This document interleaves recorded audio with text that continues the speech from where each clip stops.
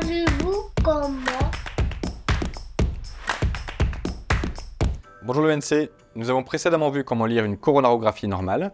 Nous allons maintenant découvrir les anomalies que l'on peut rencontrer et que l'on peut distinguer en plusieurs groupes qui apparaissent à l'écran et que nous allons aborder.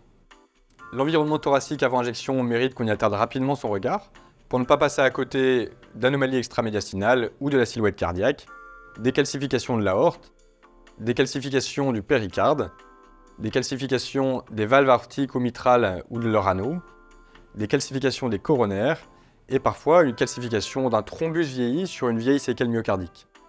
Ce coup d'œil rapide permettra également de deviner d'anciennes interventions, pas toujours disponibles dans le dossier du patient, des stents de l'aorte ou des TSA, des stents coronaires, des clips mitraux ou tricuspides, des TAVI, TMVR, des vestiges de chirurgie aussi, on voit les fils d'acier sternaux, les clips d'hémostase, les anneaux ou prothèses valvulaires et parfois une bague pour les anastomoses de pontage dans l'aorte.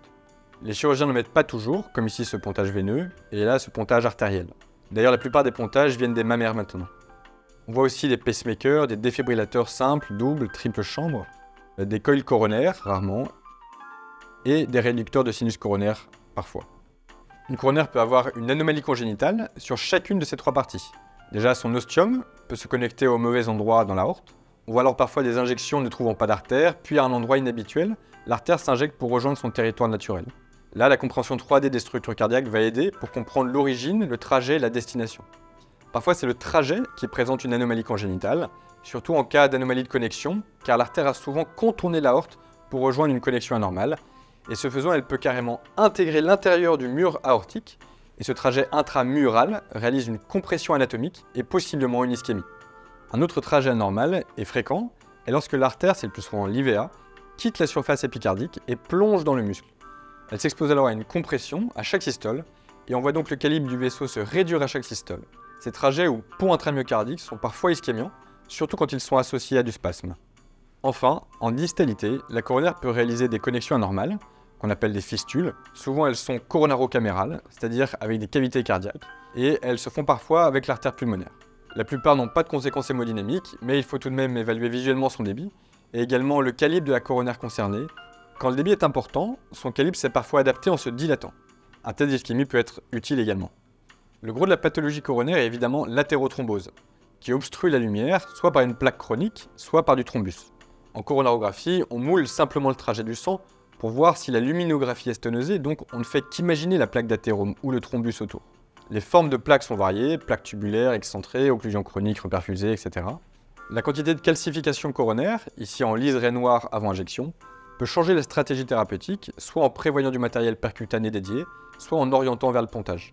Lors d'une occlusion coronaire, des collatérales venant d'autres coronaires peuvent s'ouvrir pour venir alimenter le territoire occlu. L'athérome est dit parfois ectasiant, quand il produit une dilatation diffuse de l'artère, ce qui provoque parfois des volutes. Ce sont des images de flux d'iode qui ralentit dans cette poche de sang, mais qui peut être difficile à distinguer d'un thrombus. Parfois, en contexte aigu, devant un arrêt très brutal d'une coronaire, une embolisation d'origine intracardiaque peut être évoquée, mais l'aspect angiographique seul n'est pas suffisant au diagnostic. La distinction entre une sténose aiguë et une sténose chronique n'est pas toujours évidente. Le contexte clinique, électrique, biologique, échographique aide beaucoup. Caricaturalement, une lésion hétérogène, focale, avec rétention d'iode dans la lésion est plutôt aiguë, et une lésion très irrégulière avec des calcifications et des reprises collatérales, bien développées, est plutôt chronique. Mais c'est pas toujours évident, car des zones hétérogènes peuvent signer du thrombus, mais parfois aussi une plaque calcaire. De même, certaines occlusions aiguës ont déjà des collatérales ouvertes, qui ne sont pas le monopole des chroniques. Il y a d'autres maladies qui peuvent atteindre la paroi artérielle, par exemple le spasme, qui mime une sténose classique, d'où l'importance de bien l'injecter systématiquement du résorbant. Il y a également la dissection spontanée et l'hématome pariétal, qui sont l'arrivée de sang entre l'intima et la média, ce qui réalise une compression de la vraie lumière. La différence entre les deux, c'est juste que dans la dissection, il y a quelque part une communication entre la fausse et la vraie lumière. Les critères qu'on affiche à l'écran sont éclairants pour les repérer. La paroi présente parfois des ectasies très localisées, que sont les anévrismes, qui sont de taille variée. La radiothérapie peut donner des atteintes fibreuses et diffuses quand elle est faite sur le champ pulmonaire gauche. Il faut aussi savoir évoquer rarement des maladies inflammatoires ou auto-immunes, comme des séquelles de Kawasaki, de vascularites de type Sjogren-Strauss ou autres pathologies inflammatoires. On limite les dégâts de la iatrogénie si on peut au moins la reconnaître rapidement. Ces images signent une dissection iatrogène avec un double contour causé par du matériel, sonde, ballon, guide, stent, Et cette dissection peut s'étendre soit proximalement vers l'aorte, soit distalement dans la coronaire et peut-être devenir occlusive.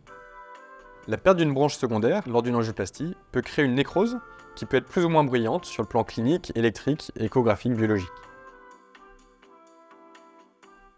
La perforation se reconnaît par l'apparition d'un nuage donné par l'extravasation de contraste hors de la coronaire par la brèche iatrogène et dont il existe plusieurs stades de sévérité. Ne pas comprendre une image assombrit le pronostic du patient, donc si la compréhension d'une image est complexe, il faut savoir s'aider d'une augmentation ciblée d'iode et de rayons, ou se confronter à l'avis des collègues. On doit également savoir sortir l'imagerie endocoronaire, IVUS ou OCT, et se confronter au coroscanner. L'évaluation hémodynamique est bien sûr complémentaire, qu'elle soit invasive ou non. Alors, savez-vous lire une coronarographie anormale ? Maintenant oui.